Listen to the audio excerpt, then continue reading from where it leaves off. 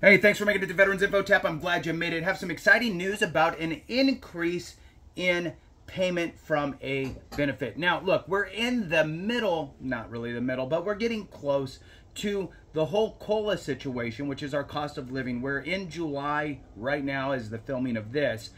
July, August, September will be utilized to calculate the COLA, cost of living adjustment, for 2025, which will be announced in the middle of October. But the VA has other programs, benefits for us that have adjustments to the amount of money paid out by them that they'll release prior to the release of the COLA. So, with that being said, these are things like your VRNE, which is Veterans Readiness and Employment figures will go up. The Chapter 35 benefit will go up, and post 9/11 GI Bill, and so forth. So with that, I am in the Federal Register, and I wanted to read this through for you, bring you up to speed, let you know what's going on out there. Look, even if this doesn't directly affect you, it might affect a brother, a sister, a son, a daughter, something like that, or it's just good to understand kind of the verbiage and the way that the VA functions when making these types of adjustments to our benefits. So again, I'm in the Federal Register. Hit that thumbs up, subscribe, share with a friend. All that really does help. All right, so let's go. Increase in maximum tuition and fee amounts payable under the post 9/11 GI Bill.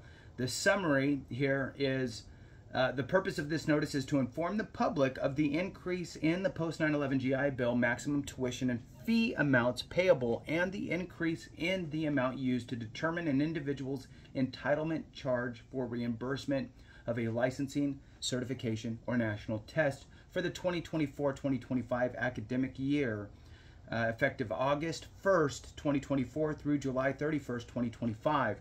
Now, for those that want to know right out the gate what the percentage is, it's a 6.7% increase this year for that benefit, and ironically, that's what it was last year. So now you know. If you want to figure out the calculations and figure all that out, sweet, figure it out. What we're going to do now is we're just going to go through this this notice here from the Federal Register and read down into the dollar figures and so forth. So moving on, you can get additional information if this is something that you're really interested in or you have additional questions about, and I'll put that in the description of the video. There's a phone number that you can call, and that's that. All right, so supplementary information. All right, so for for academic year 2024-2025, the post 9/11 GI Bill authorizes the Department of Veterans Affairs to pay the actual net cost of tuition and fees not to exceed the in-state amounts for students pursuing a program of education at public institutions of higher learning. $28,937.09 for students pursuing a program of education at a private and foreign institution of higher learning. What we're looking at is $28,937.09 for students pursuing a program of education at a non-degree granting institution. $16,535.46 for students training at vocational flight schools, and $14,055.13 for students training at correspondence schools. In addition, the entitlement charge for individuals receiving reimbursement of the costs associated with taking a licensing, certification, or national test is prorated based on the reimbursement amount of the test fee relative to the rate of $2,414.18 for 1 month. Now, here's a couple things here that we've read through so far. So everybody already knows about, colleges, universities. I'm getting a bachelor's, I'm getting an associate's, I'm getting a master's, whatever it is. So that's part's pretty easy. The non-degree granting institutions would be things like, I've used it a bunch of times already, the Automobile Dealership Institute helps get folks into a month-long cram course, full-time, 5 days a week, 8 hours a day type of a thing. And don't quote me on that, somewhere around there. And over that 1 month period, they train you to be a finance manager for really not just automobile dealerships, but other things. It could be tractor sales, could be RVs, could be motorcycles, quads, ATVs, UTVs, so forth. Could be, I don't remember if I've already said tractors, motorcycles, street bikes, right? So any of those types of dealerships get you the training you need to be a finance manager, and then they help you get that job. So that would be a non-degree granting type of a place. The Automobile Dealership Institute is able to accept post 9/11 GI Bill as well as VRE, Veterans Readiness and Employment. Whatever you look for, whatever you're trying to find to bridge that gap of education / training to get you into the job, make sure that it's approved by the VA, so that way you can utilize this program, post 9/11 GI Bill specifically in this video. All right, so moving on. There is no maximum reimbursable amount for national tests associated with taking a preparatory course for licensure, certification, or national test is prorated based on the reimbursed amount of the covered preparatory course fee related to the rate of $2,348.36 for 1 month. Now, I'm almost thinking that, and I don't know if this is true or not, anybody who has, please put it in the comments.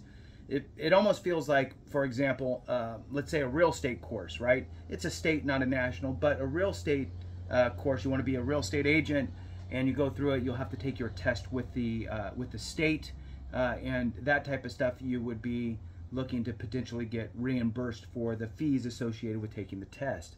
So, it says the actual amount of the fee charged for the licensure. So you're getting a real estate license, right? Certification. This could maybe include barbershops, cosmetology, that type of stuff. So look into it with the VA, whatever direction you're going, and just make sure that whatever it is can be reimbursed. A lot of times we leave money on the table. Making a phone call could help you get that money back. All right, so moving on here, it states, I'm going to paraphrase this one, that the most recent percentage increase for post 9/11 GI Bill was last year, effective October 1st, 2023, and it was 6.7%. Then it goes on to say the maximum tuition and fee payments and entitlement charge amounts for training pursued under the post 9/11 GI Bill beginning after July 31st, 2024. That's like in 25 days. And before August 1st, 2025 are listed below. The VA's calculations for academic year 2024-2025 are based on the 6.7% increase. So looks like another 6.7% increase. Then it has the in-state and resident charges, public, private, non-degree, vocational flight, and correspondence. They're just outlining those again. $28,937.09 at the top. $16,535.46 for the vocational flight. Correspondence at $14,055.13. Now, there's a couple little spots in here I'm going to read. Licensing and certification tests. Entitlement will be prorated based on the reimbursed amount of the test fee relative to the rate of $2,414.18 for 1 month. The maximum reimbursable amount for licensing and certification tests is $2,000. National tests, entitlement will be prorated based on the reimbursed amount of the test fee relative to the rate of $2,414.18 for 1 month. There is no maximum reimbursable amount for the national tests. Preparatory courses for licensure, certification, or national tests, so you're taking preparatory courses trying to make sure that you're going to pass the test, entitlement will be prorated based on the reimbursed amount of the covered preparatory course fee relative to the rate of $2,348.36 for 1 month. The signing authority to do all of this was the Secretary of the Veterans Affairs, which is Dennis McDonough. approved and signed this document on May 20th, 2024, and authorized the undersigned to sign and submit this document to the Office of the Federal Register for publication electronically as an official document of the Department of Veterans Affairs. So, who allowed this 6.7% to take place for the benefit of veterans? The VA. Okay, so this was not waiting on the Social Security Administration. This was not a COLA adjustment, although effectively it is because the costs rise. They've increased this benefit because those costs have risen. It's effectively the same thing.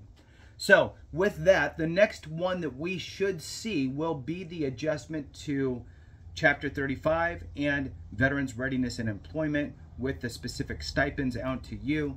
And with that, thanks so much for watching. I appreciate you. Have a great one. And remember, if we don't take care of each other, something went wrong.